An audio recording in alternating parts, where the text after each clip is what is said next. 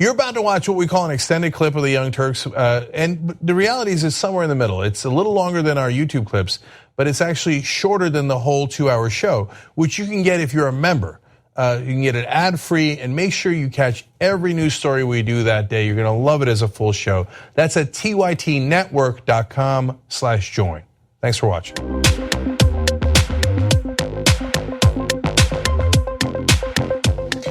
All right, back on the Young Turks, Cenk and John with you guys. Captain Jinglepan says, my mood instantly perks up when I hear that TYT intro music. Well, thank you, appreciate that.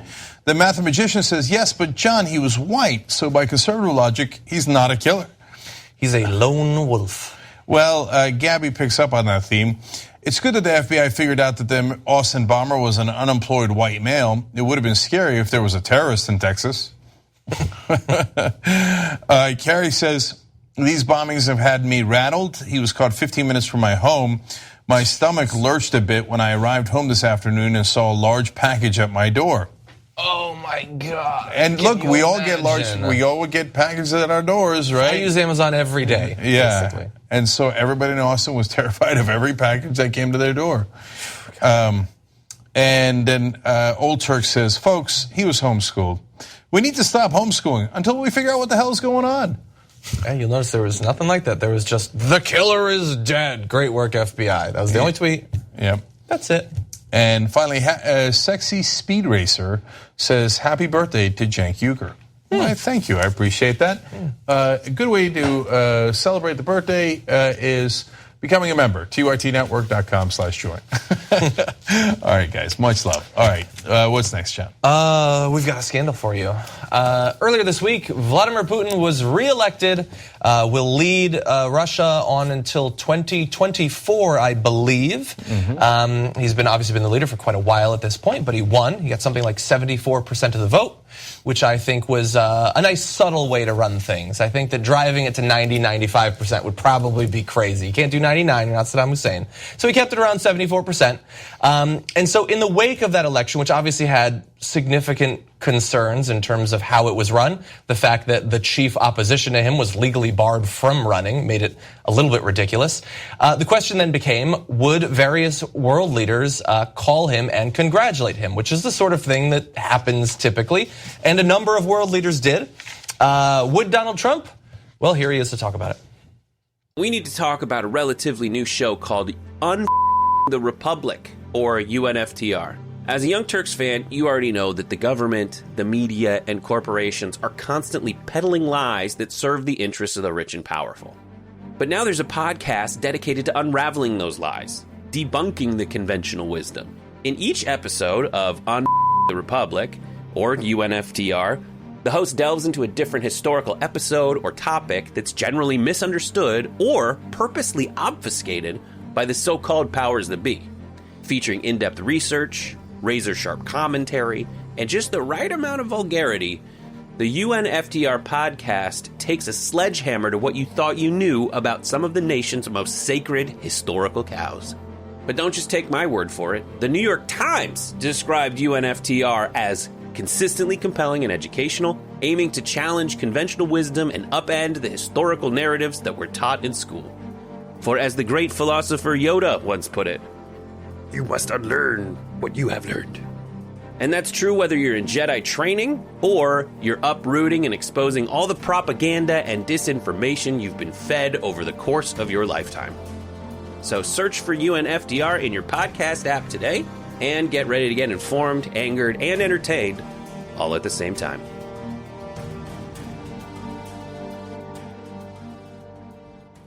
I had a call with President Putin and congratulated him on the victory, his electoral victory. The call had to do also with the fact that we will probably get together in the not-too-distant future so that we can discuss arms, we can discuss the arms race. I want to return to that arms race thing because I wasn't aware that we were in the middle of an arms race right now, but apparently we are. So he did in fact call him, and we found out later on that he was specifically told not to. We're going to turn to that just a little bit later on. But some Republicans had an issue with him calling to congratulate this authoritarian leader for what is effectively a sham election. John McCain said an American president does not lead the free world by congratulating dictators on winning sham elections. And Chuck Grassley, head of the Senate Judiciary Committee, said, I think Putin is a criminal. What he did in Georgia, what he did in Ukraine, what he did in Baltic, what he's done in London, poisoning people with active nerve gas, that's a criminal act. I wouldn't have a conversation with a criminal. Sarah Huckabee Sanders was actually asked about this at a press conference, and she said, we're focused on our elections. We don't get to dictate how other countries operate, which is both a big change of stance for America historically. But even recently, I hadn't actually known this, but last summer, the White House slapped sanctions on what it called the illegitimate Venezuelan government after President Nicolas Maduro tried to bypass the legislature to rewrite the nation's constitution. It's probably justified. The Trump administration also announced last month that it would cut aid to Cambodia, citing deep concern about restrictions on democracy there, which are likely acts worthy of praise from the Trump administration. But there are limits on how they'll interfere. So what do you think? Well, we got a couple of late-breaking things that happened. Some of the Siberian counties came in. It's now up to 77%. Okay. In all seriousness, the final results at a preposterous 77%. Partly because he did not allow his main opposition to run against him, which is convenient, but not quite what you do in a democracy. I'll get back to that in a second. And Congressman Senator Classy Ben Sassy just spoke out right before the show. I know it's sass, but it's more fun the other way.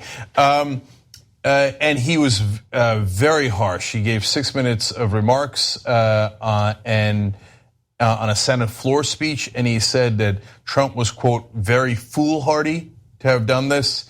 He said Vladimir Putin is not a friend. Vladimir Putin is a despot. The president of the United States was wrong to congratulate him. We were weakened as a nation, and a tyrant was strengthened.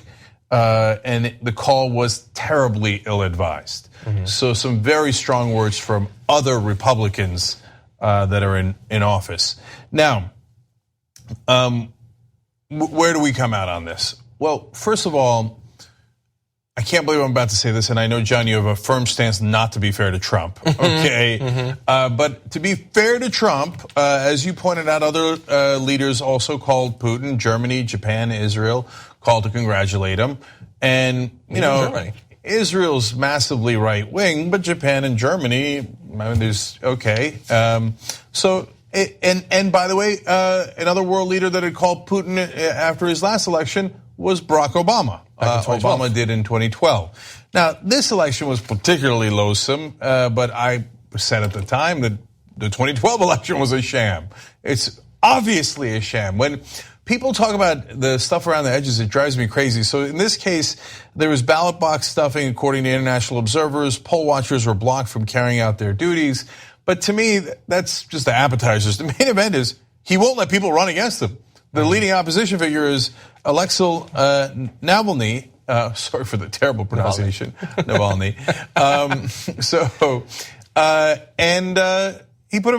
He had him arrested on total nonsense charges and said, "Well, now you're a criminal, and I guess you can't run against me." What a lucky break I just caught! Yeah. So it's I don't want to entertain any talk of, well, did all of Putin's political opponents, top political opponents throughout all these decades, were they all criminals? That they all happened to be arrested before the election so they would be disqualified from the elections? That's not fair. Some mysteriously die. Okay, yeah. So these are not, dude, 77%. That's not a real election. None of this is real. It's Hussein-like. And so I'm not entertaining any of this. So look, I don't think Trump calling is that big a deal. Look, I don't really care. Yeah, I mean, so sham elections, unfortunately, all across the world. Anyway, I don't want to get into ours, right? But I will in a second. So, but we got to do diplomacy. So if he calls people, I get it. He didn't need to go over the top and congratulate him. Like, oh, well, I do declare, Mr. Vladimir, very good, sir, very good. Congratulations on your election, right? You can just call and be like, okay, I guess you're still the president for the 18th time in a row. Yeah. Lucky break for you. Anyway, let's go on. If we're going to have a summit, let's have a summit. And we'll go on with our lives. Yeah. But there is something curious. And then that leads to finally the Sarah Huckabee Sanders lie. So we don't like to meddle in other people's elections. Well, you can break this apart in a couple of ways. One, they seem to like to meddle in ours. Okay, and it's not like we meddled in their election, but it's okay to say, hey, next time, could you have a real one? Okay, which leads to the much more important point, which is we tell people that all the time. We just did it in Venezuela. We just did it in Cambodia. So, in fact, we're thinking of doing sanctions and arguing for sanctions. I think it's this week that Mike Pence is arguing for sanctions of Venezuela because he didn't like their elections. What happened to we don't meddle in other people's elections and whatever's the result is the result and we don't question it? That is demonstrably false, preposterously false, let alone all the coups and et cetera that we did in the past. But right now, we tell people that is an unacceptable election. We will do economic sanctions on you for that unacceptable election. And then Putin puts on a clown show and Trump's like, a circus? Great. And calls to congratulate him on his 3-ring circus. Yeah, look, in terms of the caring about how other elections work, I think it's a tragedy that Russians don't get to have an actual democracy. I think that anyone, even to the extent that our system is continually manipulated in 100 different structural ways, is a tragedy. Everybody should get to have their desires translate into government action. I believe in standing up for progressive values, not only here in the US, but also abroad, and that includes Russia. In terms of the call, I don't care. Maybe I've just been so battered down by the news over the past couple of years that I don't have any caring left in me. Certainly, if the general topic is something Trump is doing and it has to do with Russia, this is pretty far down on my list of things that I actually care about. The only thing that makes me vaguely interested right now is the timing of it. I mean, I guess, yes, it does have to come after the election, so that makes sense. But I mean, they did just assassinate someone with a nerve agent they released inside of the UK like a week ago. That seems kind of relevant. And we did just find out last week that Russian government hackers hacked into our power grid, our air traffic control, our nuclear power systems, and all of this so that they could install the capability to theoretically turn it on or off whenever they want. That seems important. I don't know a lot about the energy sector necessarily, but they just did that. I don't know, in the wake of those two things, now I know in 2018, you're not allowed to care about those things because it has to do with Russia, so you're supposed to pretend that none of it matters. And if you do care about it, you probably want nuclear war with Russia, even though you don't, and you're explicitly anti-war.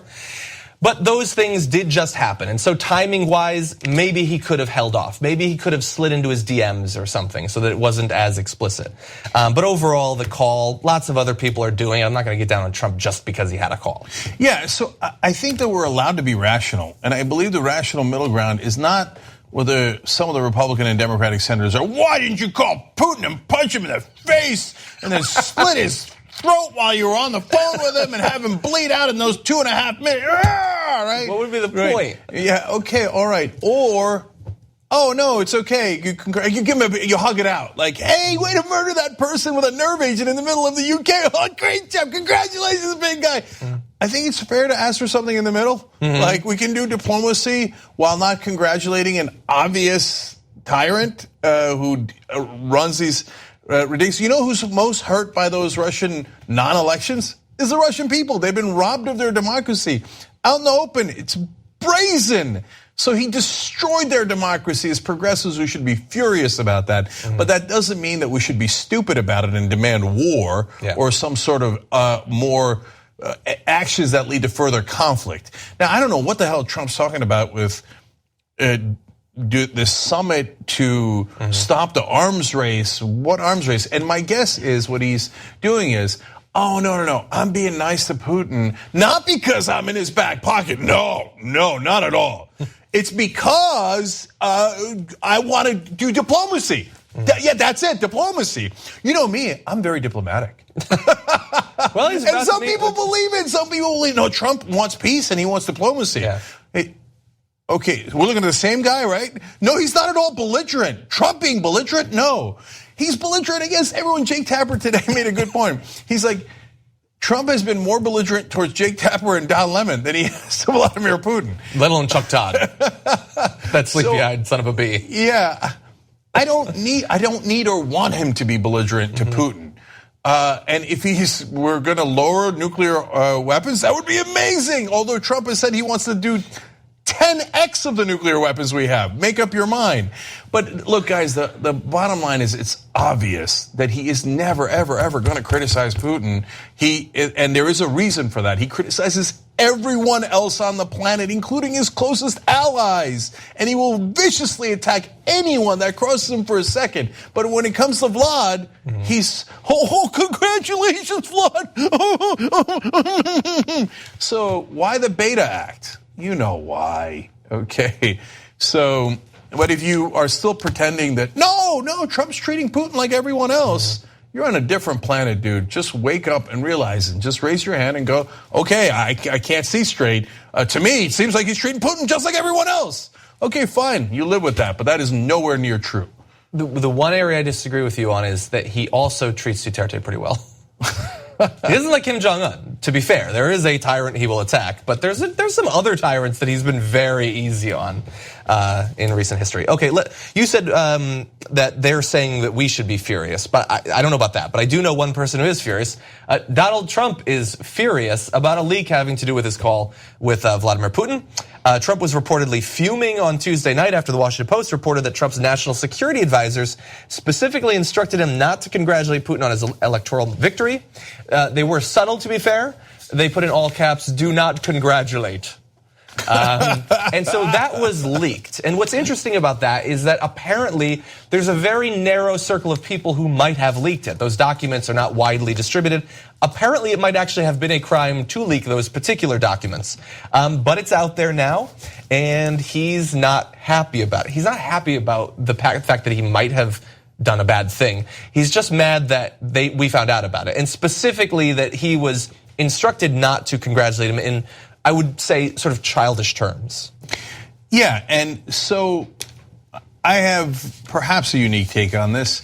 First of all, I don't think they should have leaked it. I'm uncomfortable with the national security leaks.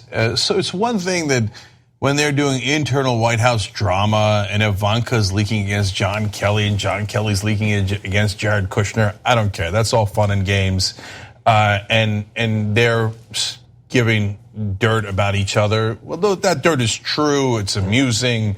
It's dangerous for the country. I understand all that. But you should always think, what if the shoe was on the other foot? So if Bernie Sanders was president, would you like people in the national security team leaking memos to him? No. So, yeah, so that's unacceptable, and they got to stop doing that. Now, on the other hand, now that we know, is it embarrassing that they have to bold things for our president? Hey, third grader, this is in bold like your tweets. Do not congratulate. That is not the official American position. And there's two reasons for that. One, he's stupid, and they know he's stupid, and they know he's a child. Number two, they know that he's in the back pocket of Putin, and he's going to congratulate him. And they're like, do not set American policy. No other part of the government agrees, right? And he's like, oh, yeah, I'll take that under advisement. But do you have tapes on me? Did I do money laundering with you? No. Oh, congratulations, Vladimir. What a wonderful election you had. I can't believe you got 137% of the vote. I think that is a great idea. I stole that tweet from John. And also, it's amazing the stuff that you think about. You see it, it's news, and then you forget about it like a week ago. Like, wasn't it just like a week, maybe 2 weeks ago, where he was talking about how, was it Xi Jinping that had set himself up as president for life? Maybe we should look into that. I mean, maybe it's just that he likes the idea that people are calling the shots in their own elections. Maybe it's sort of a general thing like that. Like, if you can effectively make the elections just like a rubber stamp on your presidency, that's certainly convenient. Well, and maybe set up like, an heir later on, like a son, not Eric, but maybe one of the other ones, maybe Ivanka. So there's two layers to this. One, of course he was going to congratulate Putin because that's all he's ever done. He's the one guy that Trump acts with kids' gloves towards. But the second layer to it is, you're absolutely right, John. He loves authoritarian leaders. Duterte, great. The Chinese leader, oh, you get to be president for life. Oh, I like that. Just kidding, kind of, but not really. I was kidding when I said I like how Duterte is killing drug dealers. And then I wasn't kidding, and I made it official policy of my administration. So, and does he like how Vladimir rules with an iron fist and everyone must be loyal to him? Yeah, I mean, he insists on loyalty over and over. He doesn't even understand our form of government. He was genuinely confused why the FBI director would not pledge his loyalty to him instead of the Constitution. Yeah. He doesn't believe in democracy, doesn't believe in the Constitution. He thinks, oh, I'm the president, so you should be loyal to me. And we should end this stupid thing called elections and the law, rule of law. Why do we have prosecutors investigating the president? I'm already the president. Can't I do whatever I want? No, that's not how a democracy works. And you kind of hate that, and it's obvious. And that's why he's got all those Republican betas that follow him, the right, alt-right, and the right wing. They love being cucked by him. And so they're like, oh my God, an authoritative leader, and we lose our democracy and all free choice. I didn't want choice anyway. I pledge loyalty to you, Donald Trump, and everything you ever do. Because that's in their nature. They have a large amygdala. They're afraid of everything. And so when a so-called strong leader or an alpha comes by, they can't wait to be betas. And so that's the situation we have here. The only thing that I'm a little surprised with is that they're not a little bothered that Trump is a beta to Putin's alpha. Except for the fact that now in the alt-right and in a lot of the right wing, you're starting to see like this reverence for Putin, the strongest of the strong leaders. These guys who used to tell us to attack Russia all the time. Now they're like, oh, they're more authoritative and more dictatorial. Well, I love that. That means I don't have to think for myself anymore. I give you everything I have. You do whatever you want with it. Maybe it's just like a personal thing. Like they used to want to have a beer with George W. Bush. Now they want a president they can be a cuck with. He's just like us. Yeah, oh, right. Cucks of a feather. I don't know. I honestly don't even like saying that term ironically. Yeah. I despise it so much.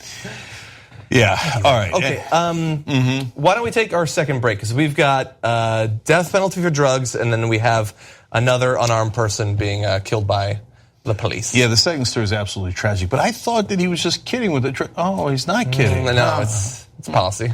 Interesting. All right, we'll talk about that when we come back. Thanks for listening to this podcast. You're only halfway through, so hold, stay right here. Just want to remind you, if you want to get all 5 segments of the Young Turks commercial free, these are just 2 of them. Every day we do it. So go to tytnetwork.com/join and you get the whole 5 segments, 2 hours, ad free. Do it now.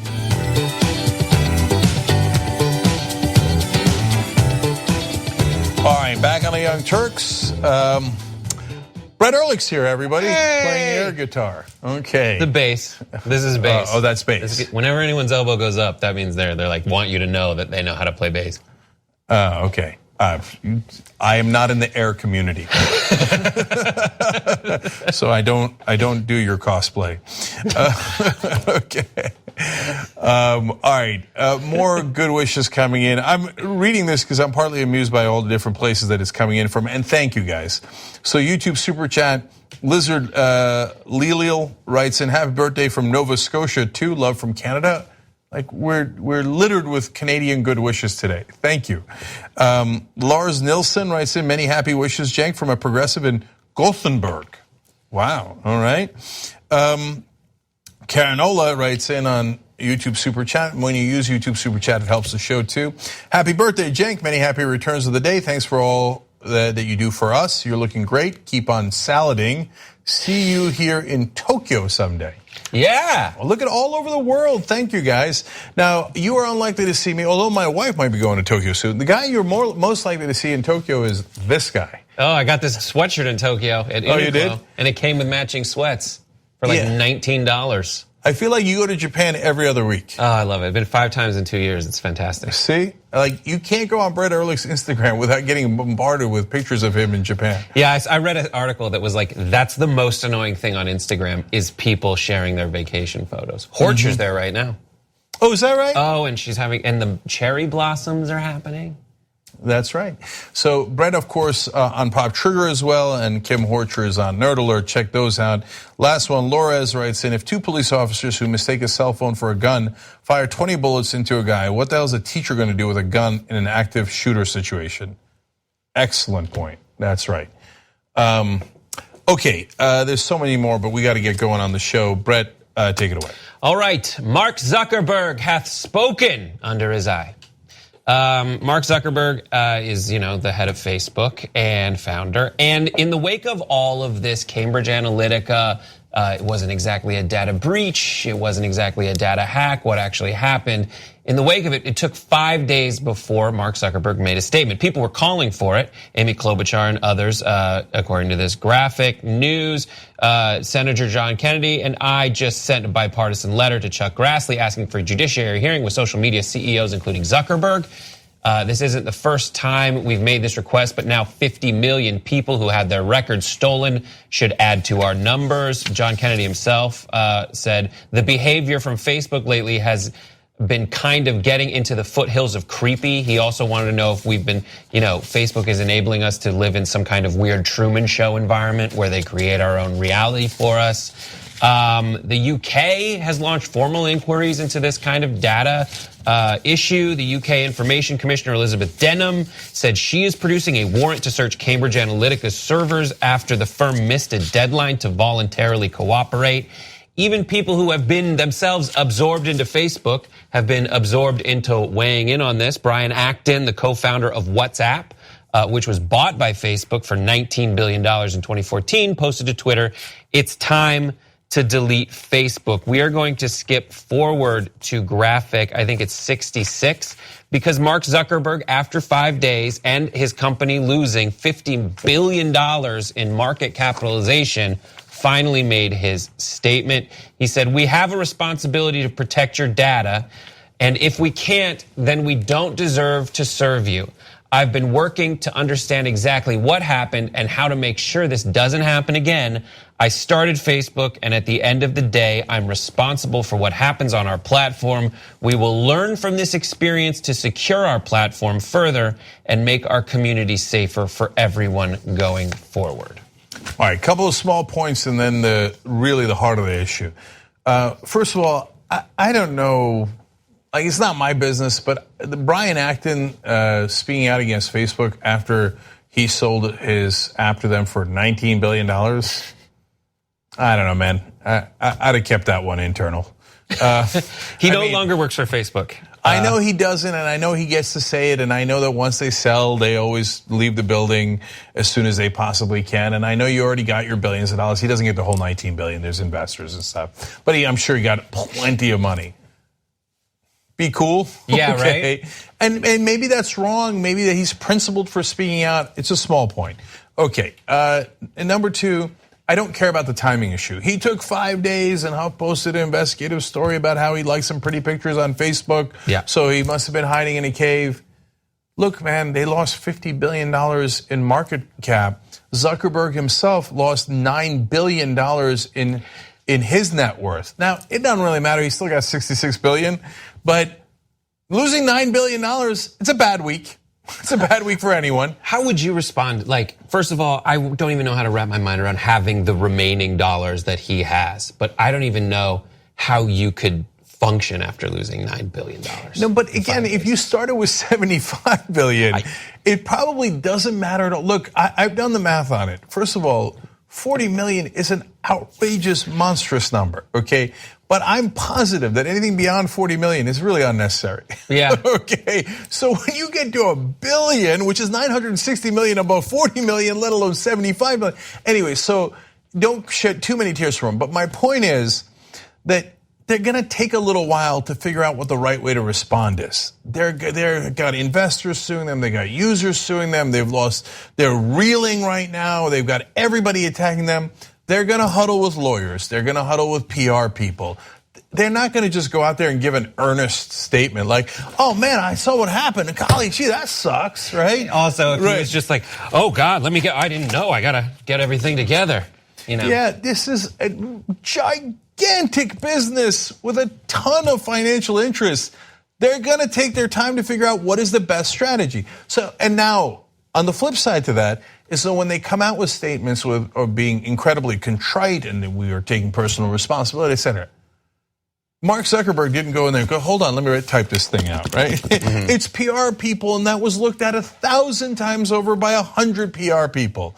And that's okay, he runs a giant company, but understand where that's coming from. So it's not like he's like, "Oh man, At TYT, we frequently talk about all the ways that big tech companies are taking control of our online lives, constantly monitoring us and storing and selling our data. But that doesn't mean we have to let them. It's possible to stay anonymous online and hide your data from the prying eyes of big tech. And one of the best ways is with ExpressVPN. ExpressVPN hides your IP address, making your activity more difficult to trace and sell to advertisers. ExpressVPN also encrypts 100% of your network data to protect you from eavesdroppers and cyber criminals. And it's also easy to install. A single mouse click protects all your devices. But listen, guys, this is important. ExpressVPN is rated #1 by CNET and Wired magazine. So take back control of your life online and secure your data with a top VPN solution available, ExpressVPN. And if you go to expressvpn.com/TYT, you can get 3 extra months for free with this exclusive link just for TYT fans. That's expressvpn.com/TYT. Check it out today. No, personal responsibility. It's mine. I got to own up to it. My bad, right? Yeah. No, that's what you're supposed to say to put people at ease and yada, yada. I'm just keeping it real with you guys as to what's going on. Yeah, I just don't know I've seen a lot of Mark Zuckerberg apologies, you know, because there are so many changes that they introduce to Facebook and there are so many decisions that they make. I remember when they invented the feed. The feed, which is basically so far in the rearview mirror of Facebook, but it was the idea that instead of just going to your Facebook page and then going to someone else's Facebook page, they would take all the data that you're already sharing, compile it, and put it in the Facebook feed. And that's what you scroll through. And when that happened back in 2006, Zuckerberg had to write an apology saying, wow, we really messed this one up. And I don't remember the exact words, but that was the beginning. And then he made that statement recently where he had to go and he's sitting there looking straight into camera in his work uniform, and behind him is like people going around the office.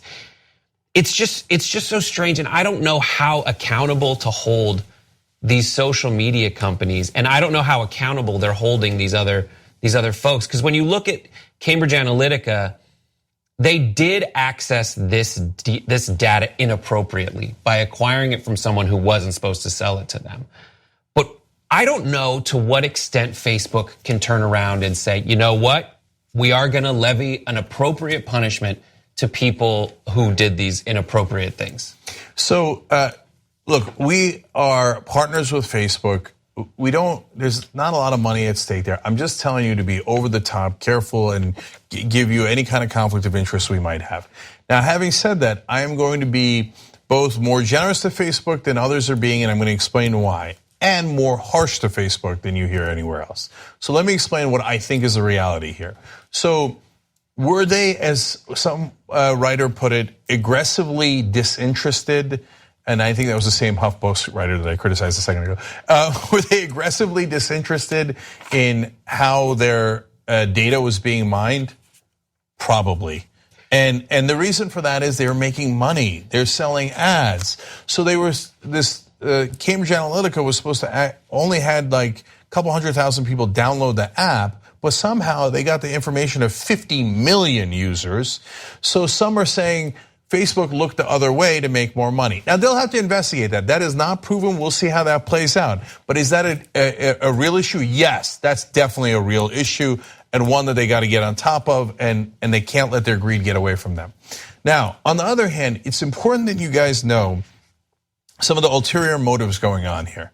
So the rest of the press is loving this because they despise Facebook.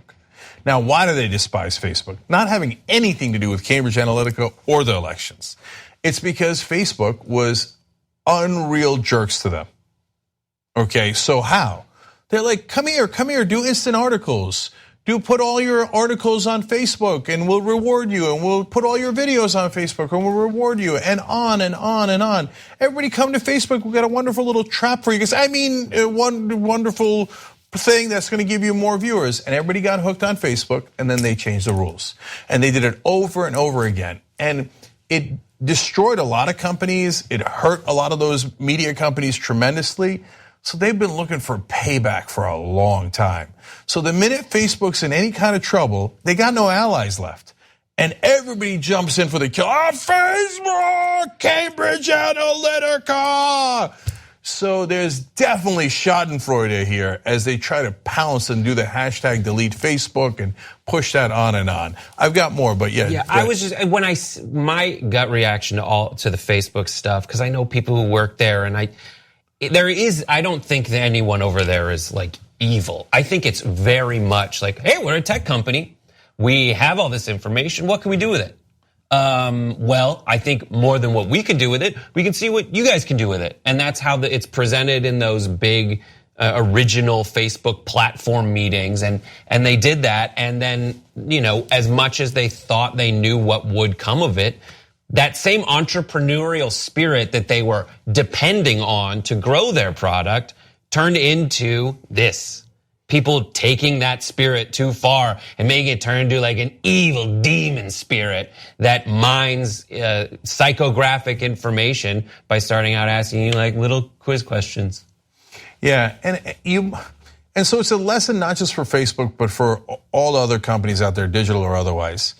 There should be some cap on your greed, because once you've alienated everyone on the planet and anyone who might work with you, well, then when you need them, you're not going to have any friends.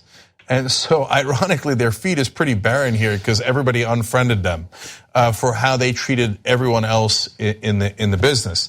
Now, another really important part though, another part that's illegitimate is that they also have those other media outlets, now that they realize they're not making any money off of Facebook and it was a trap in the first place and they got nothing out of it. Now they're viewing Facebook as a competitor.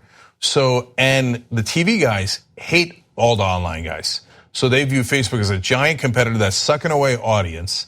The content producers don't like Facebook because they get paid almost nothing, whereas on TV they get gazillions of dollars. Yeah. So now all the TV guys are like, Facebook is not legitimate. They're not legitimate, right? You must. And by the way, what do they demand then? They say, don't do any independent media. From now on, if you want to be legitimate, the only people that you can favor are CNN, NBC, ABC, CBS, etc., New York Times, Washington Post, all the old media. If you do anything else, Facebook, you're part of the problem, and Russia and Analytica and this and that. And why do the politicians care? Well, the incumbents love the system where they have all the money and can use TV to win every election. This digital media allows upstarts to beat them. They hate that. They're like, let's go back to the way that it was. Yeah. So that is part of the attacks against Facebook, and understand that that's the context nobody else tells you. So when you look at the actual strategy of Cambridge Analytica, it was to find out what they called a psychographic makeup of of all their users. And it was crazy, where they would just be like, I can go through your likes and find out if you're neurotic and scared, and now I can serve you up an ad that is essentially going to play on that. I think that's the terrifying part of it. And I think when it comes down to it, I also just want to urge people to, in an era where, should I depend on the old mainstream media, or should I depend on independent journalists? And if so, how do I know the difference between the real independent journalists and the ones who are just Russian bots? When it comes down to it, it's just, you have to be able to think for yourself. And you have to not, crater to those instincts in you that see things. It's the same instinct on Facebook as it is with like your best friend who's now or your enemy who had a breakup on Facebook, where you're like, that's the end of you. You have to fight against that instinct and just actually focus on the truth and see where that takes you. And look, the old media is going to use this scandal, and it is a real legit scandal, and the privacy concerns are legitimate. They're going to use it to try to destroy independent media. You have been forewarned, and they will demand of Facebook and every other giant digital media company, you must favor the quote unquote legitimate media, and you must destroy all of our competitors. So that is what they're going to set out to do in the algorithms going forward. And that's the part that none of them ever tell you, because that's an uncomfortable truth for Facebook, and it's a super uncomfortable truth for the old media, who go, no, I am just concerned about Russia and that Cambridge thing. I'm not concerned about my competition at all, but the algorithm should definitely favor me and not anyone else. Keep it real. That's also what's happening here. All right, we got to take a break. All right, we'll be right back. Thanks for watching what I hope was a lovely edition of the Young Turks. Now, you know that is 2 of the 5 segments that we do because that's free. We want to have you support independent media and come watch the whole show that we do every day. That's 5 segments overall, no ads at all. That's at tytnetwork.com/join. Come become a member. Thanks for watching either way. Thanks for listening to the full episode of The Young Turks. Support our work, listen ad-free, access members-only bonus content, and more by subscribing to Apple Podcasts at apple.co/TYT. I'm your host, Cenk Uygur, and I'll see you soon.